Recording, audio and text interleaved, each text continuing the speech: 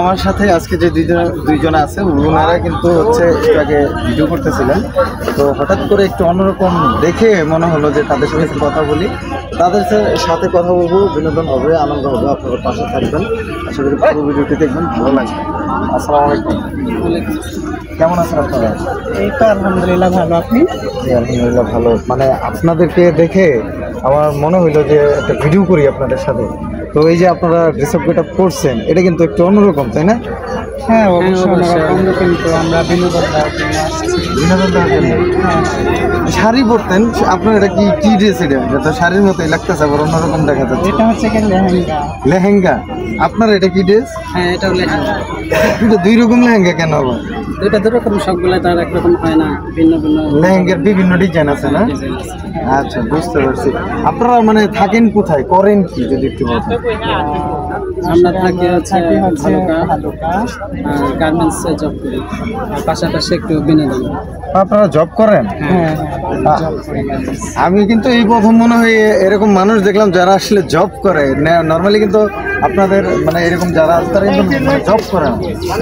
ঠিক আছে, কিন্তু ফ্যামিলিতে কে কে আছে?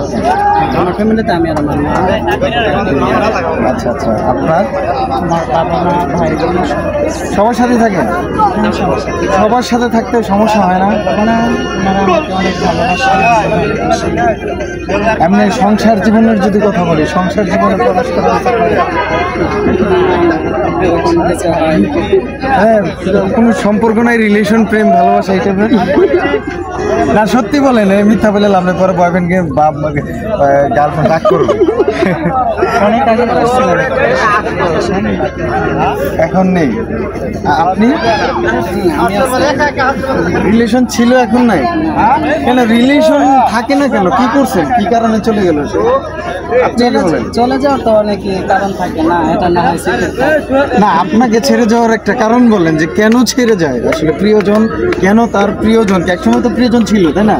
হ্যাঁ একসময় প্রিয়জন ছিল, হয়তো বা তখন আবেগের বসে আমার জীবনে আসছিল, কিন্তু যখন বুঝতে পারলাম যে না, আমি তাদের কিছু দিতে পারবো না, হয়তো প্রিয়জন আমার কাছ থেকে উনি চলে গেছে।